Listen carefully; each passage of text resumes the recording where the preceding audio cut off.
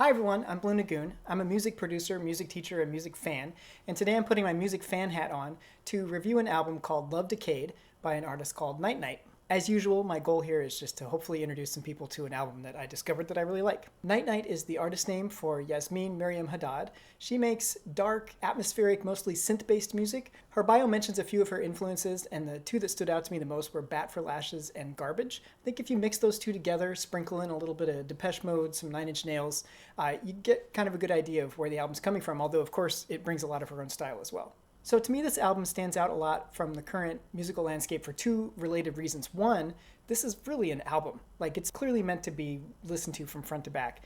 By all means, you can grab a song out of it or listen to it on shuffle and you will still totally enjoy it. But I felt like the emotional highs and lows hit harder when I was listening to it all the way through. And two, it's a bit of a grower. The songs on Love Decayed like to burn slowly. They build up and increase in intensity over the course of like 4 or 5 minutes at a time. These are not sugar pop blasts that are 3 minutes long. The arrangements and production are incredible. You can tell that a lot of thought and expertise went into these songs. Every time I listened to the album, I heard something new, like the secrets just kind of kept unlocking. It's just a very deep, dense album that rewards multiple listens. Thematically, I feel like there's a lot of frustration and uncertainty, a lot of it seemingly centered around a relationship. I get the impression maybe it was a relationship that never quite coalesced, and so it's even harder to process than a typical start-end relationship. The album has a strong sense of character and an emotional arc. I like how the sequencing of the tracks and the instrumentation sort of serve to support that. The first few songs are some of the darkest and most claustrophobic. And in general, those are the songs that have a lot more synths, especially like insistent arpeggiated parts and detuned pads. And toward the end, as things start to lighten a little, there's a lot more acoustic elements that happen and the synths get less angry. The song Different kicks off the album with a lot of tension and darkness. The melodies have a lot of vaguely unsettling half-step movement.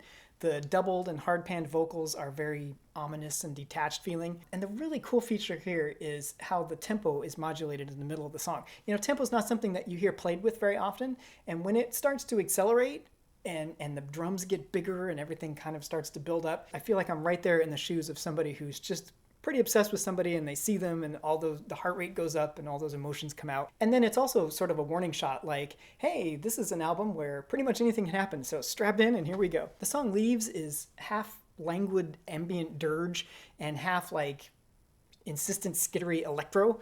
I get the feeling I've been out all night and my body is just exhausted. But I also just drank a pot of coffee, and so I have that sort of false, metallic, anxious energy going on. The pot of coffee here is the insistent synth pulse that runs throughout the song. Sometimes it's all filter open and right up front and center. Sometimes it's back a ways, but it's always there and it's always going. I really love the lyric, you'll fall in love with me like leaves fall to the ground. Leaves are destined to fall, so maybe it's the inevitability that she wants, but then also leaves fall because they're dying. You know, they fall every year. Summer does not last. So the way that the imagery is both bleak and romantic is so thematically crunchy, and it ties in really well with the dual nature of the song. One of my favorite tracks is Ashes.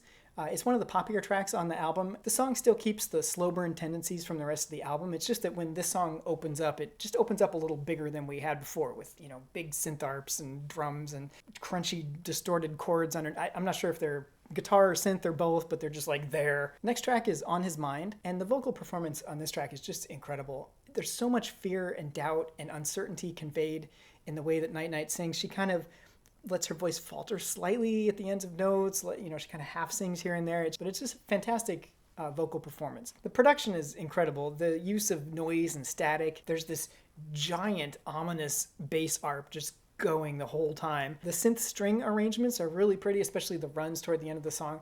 Everything in the song is just so creepy and tense, and yet gorgeous. The narrator sings about fearing for someone's life at the hands of a man, and I come out of the song not entirely confident whose side she's on.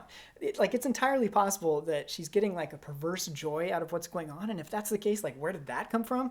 I don't know. It's all very unsettling and yet incredibly compelling. Like it's the song version of one of those moments before disaster strikes photos. Love Decayed is a shoegazy 90s alt-rock track, but it gets a lot bigger than the 90s production could get. It's driven by this killer, big, fat, distorted electric bass that's really the centerpiece of the track. The vocals here are kind of pushed back into the space and they get swallowed up by the guitars. The song grows into this big cacophony of noise.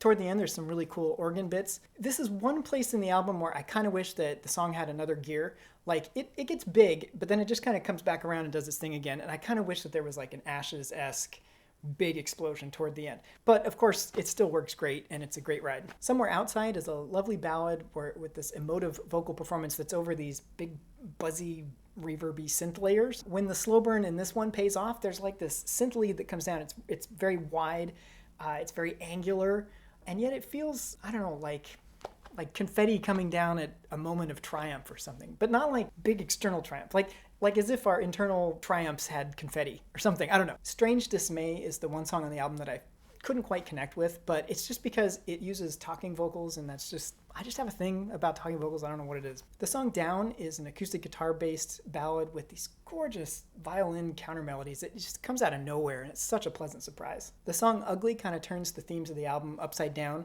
Like, for most of the album, the narrator is focusing their frustration outward. Here it's coming inward, and it's really putting on display her insecurities. There's this line in here that just kills me. It's, once you told me I was lovely, how is it that you don't see ugly? And it's so relatable, that self-doubt that you can still have even when you have something good. It's so poisonous, and yet we all kind of fall victim to it. I hope that the two crazy kids in the song can work it out. Yeah, so this album is deep, it's emotional, it's surprising. The production, arrangements, and genres are varied and interesting. It really is a masterclass in crafting an album in a musical landscape that doesn't encourage that. It's also written, produced, and performed by women in a musical landscape that unfortunately doesn't always encourage that. But yeah, it's just a really great album. It's a great journey. I highly recommend it. If you're a fan of any of the bands or genres that I mentioned at the beginning of the review, I think you'll find a lot to like here. Maybe you'll be like me and it won't grab you right away, but it'll sink its claws in as time goes by. Or maybe you'll love it right away, but in any case, I highly recommend that you check it out. Thanks everybody for watching. Have a good one. I do music reviews and breakdowns on my channel, so if you're interested in that stuff, feel free to subscribe, and I'll see you next time.